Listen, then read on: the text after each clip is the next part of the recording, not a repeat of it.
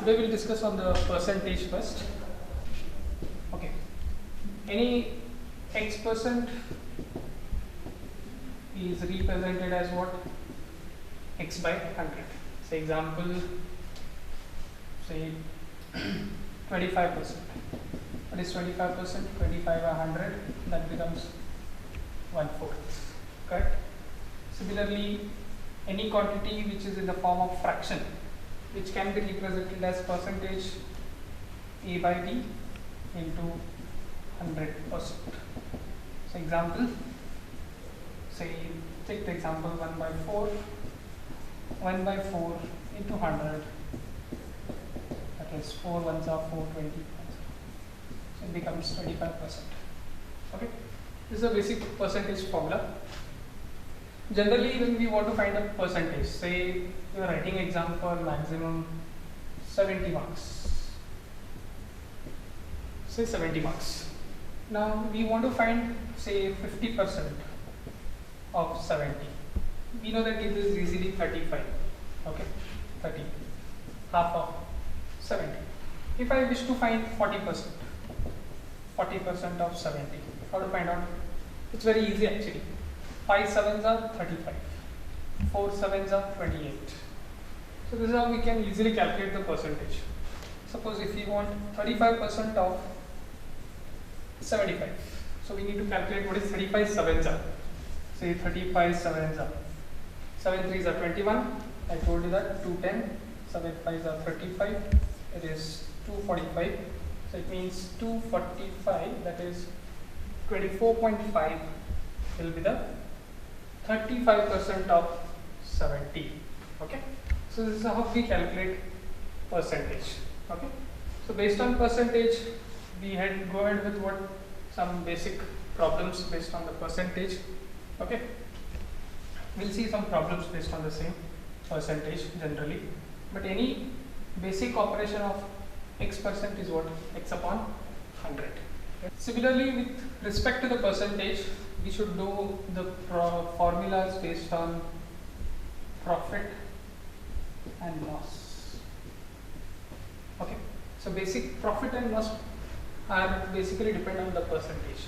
So generally we know that, say, let's take profit. Profit is also called gain.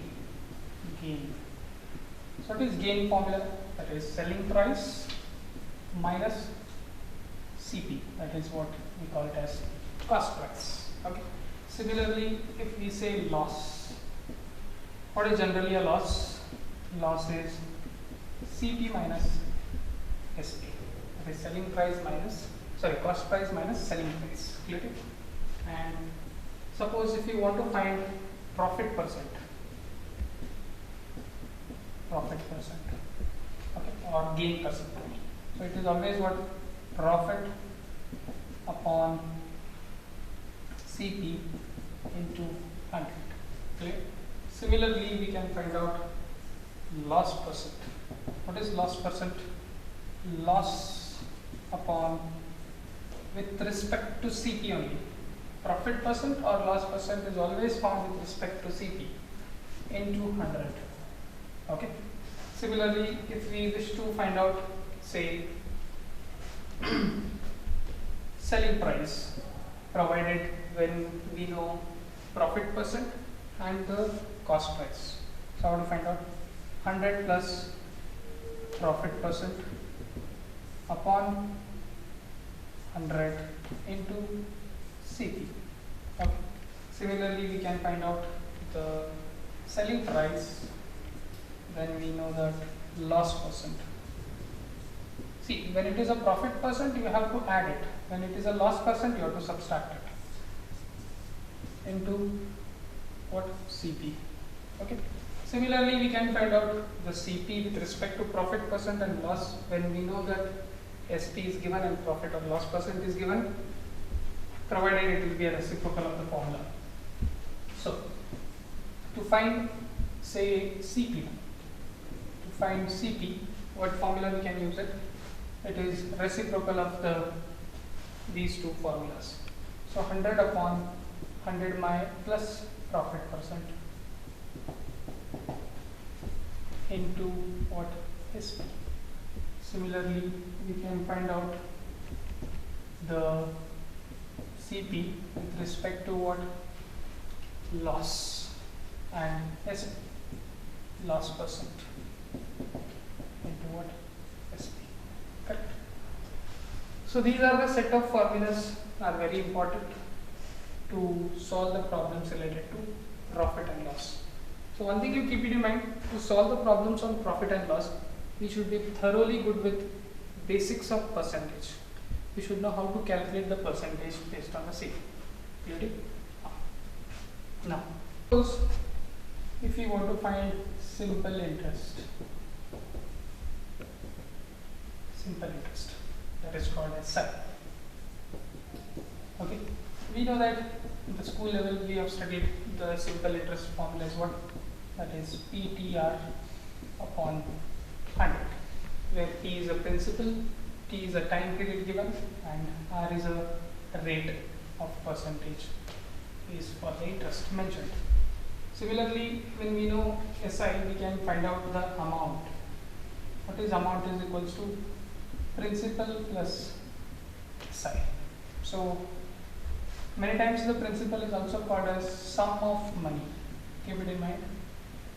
Principal is also called sum of money. Okay. Now we can also calculate, if we know this simple formula of SI, we can also calculate the principal when we know the SI and other terms. So that is SI into 100 upon what? T into R. Just cross multiply this and send the T and R to the denominator of this. Similarly, if you want to find time and these things will be interchanged. So it will be what?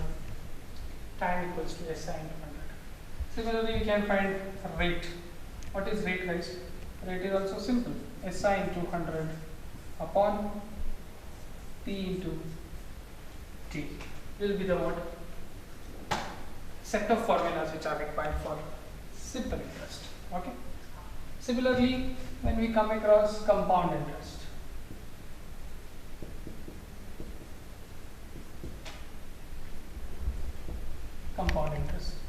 that is called CI. So compound interest formulas, first of all, there are some basic possibilities. Those are called compounding. Interest of interest is what? Compound interest. Compounding, say, annually. Suppose if you want to compound annually, so how to do it? This is a formula for amount. Amount is what?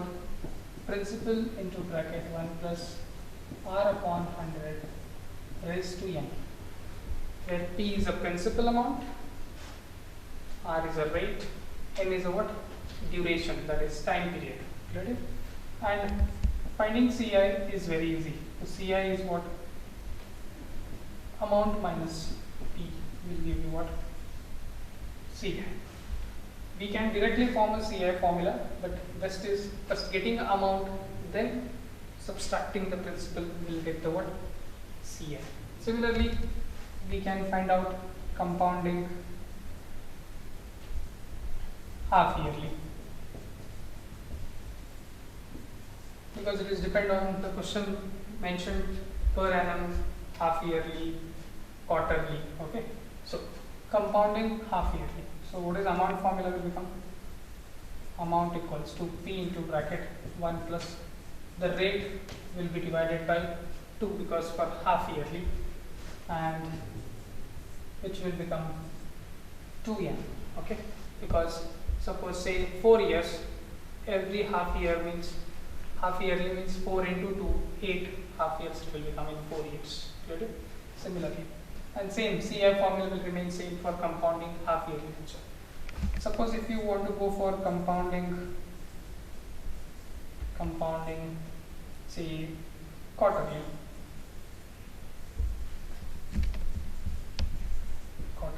so the amount formula will be what? P into bracket 1 plus R by 4, 4n. because a year has 4 quarters of 3 months each. Okay, suppose if you take a 2 years, in 1 year, say 4 quarters will be there. So like 2 years, 8 quarters, like 4 into 2, it will be 8. Okay. Similarly, we can find out compounding quarterly. Suppose if a year is in fraction, say 2 into 3 by 5, 2 into 3 by 5. Okay, suppose time period is in fraction. So that time the formula of amount will become amount is equals to P into bracket 1 plus R upon 100.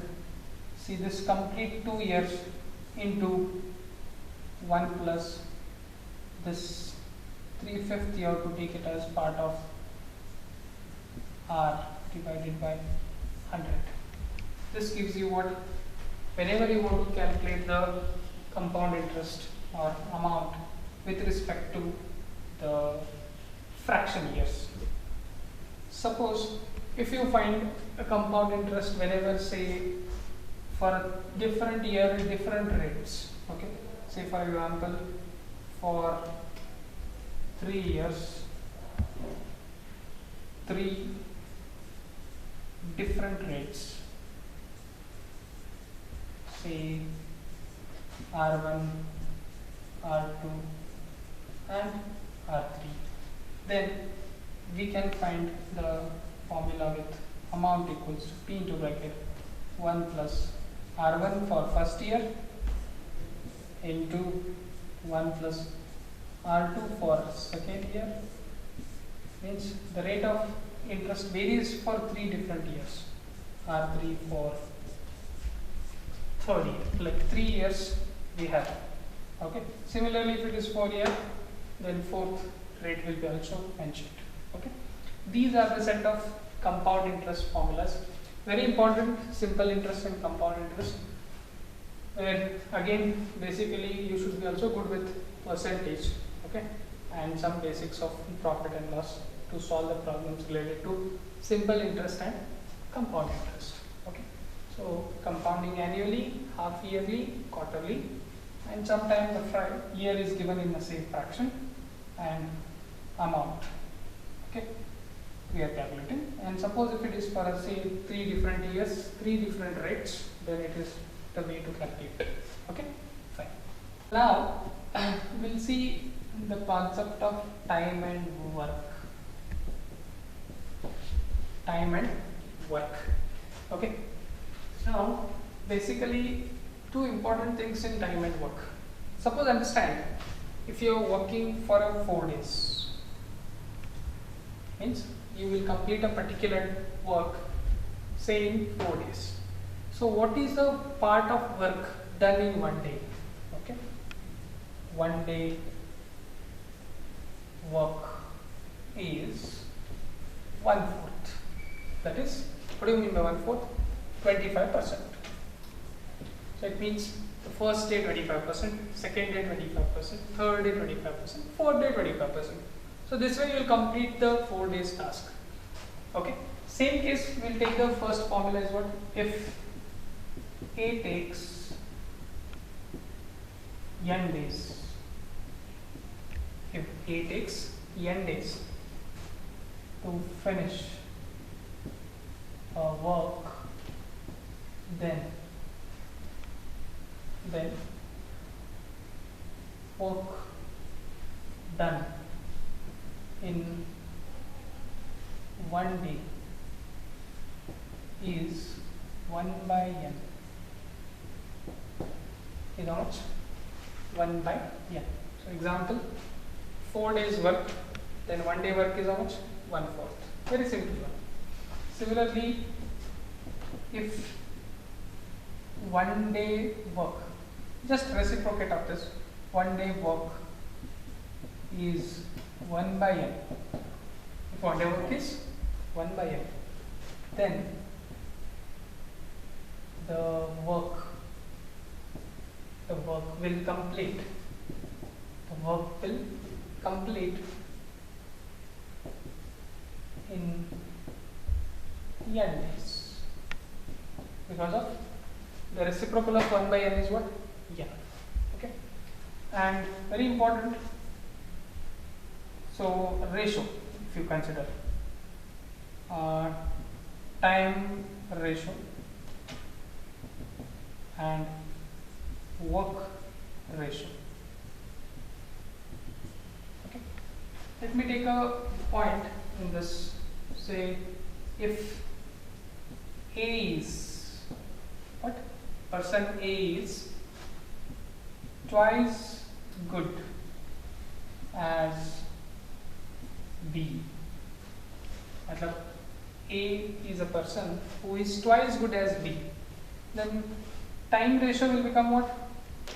1:2. Because if A takes 1 hour, B takes how much? 2 hours.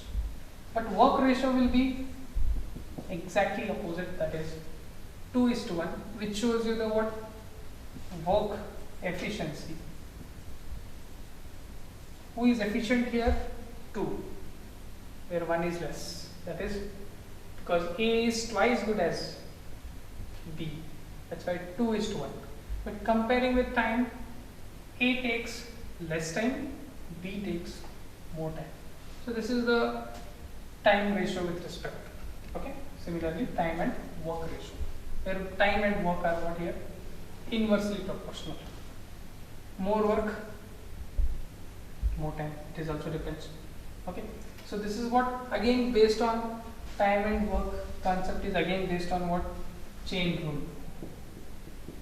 Chain rule. Where chain rule is again based on what? Ratio and proportion.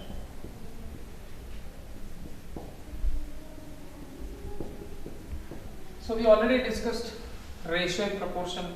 We discussed chain rule, where we need to understand properly the chain rule, which can be also applied in the what? Time and work. And the very shortcut formula which I given to you in the last class, that is manpower into time into days into work of second set of people is always equals to manpower to time to days with respect to second set, but work will be of multiplied by what? First set of people. So only work are exchanged. So this is the very important point where you can solve the problems related to time and work easily if you know this shortcut. Okay. These all are set of things which are required. Suppose understand 1 day work is 1/12, means 1/12. So then the work is finished in 12 days. Okay. So this is how we have to interpret with basically time and work. So the next topic now we'll see is time, distance and speed. 3 measures are important: time, distance and speed, to solve some competitive problems. Okay. First of all, we are well versed with D is about distance, speed and into time will give you what? Distance. Okay. Distance is always what? Speed into time. Similarly, we can write the speed is what? Distance upon time, because T will go to the denominator of D. Similarly, we can find out time, that is distance upon speed. Okay. But you know, sometimes the speed will be with respect to say meters per second, and say it will be with respect to kilometers per hour, and also it is depends on the distance. Suppose the distance is 10 km, then you require a speed in kilometers per hour. Suppose the distance is 100 meter, so then the required speed will be in meters per second, and the time will be also less than say 1 minute or not more than 1 hour generally. Clearly. So these are very important conversations, that is x kilometers per hour is multiplied by say 5 by 18, then it will be converted into what? X, or generally we'll write it like x kilometers per hour is also equals to what? 5 by 18, okay, into x meters per second. So how to calculate? Why it is 5 by 18? I'll let you know. Suppose kilometer per hour means we are converting kilometers per hour into what? Meters per second. So what is 1 kilometer equals to 1000 meters. 1000 how much? Meters. Now how about 1 hour is converted into, say 1 hour consists of 60 minutes. Again every minute is consist of 60 seconds. So it's all about 6 into 6, 36. It means 3600 seconds. Then only it will become meters per second. So when you factorize, so 2 5s are 2 18s are. So like that, 5 by 18 into x meter per second. Similarly, if you wish to convert x meters per second into kilometers per hour, then you have to use the reciprocal of this. 18 by 5 into x will become a kilometers per hour. Okay. Similarly, when we come across say question that is called average speed. Average speed. So with respect to average speed, say suppose at this side, say A, B. So distance is same, say 100 kilometers. Traveling from A to B or B to A is what? Distance is 100 kilometers. But moving to this side, you are using a say x kilometers per hour speed. So the speed is what? X kilometers per hour. Moving from B to A, your speed is y kilometers per hour. Okay, y kilometers per hour. Like A to B, you are using the speed of what? X kilometers per hour. B to A, we are using the speed of what? Y kilometers per hour. But the distance will remain same. That time, if you want to calculate the average speed, okay, that time we use this formula 2xy upon x plus y will be our average speed. Okay.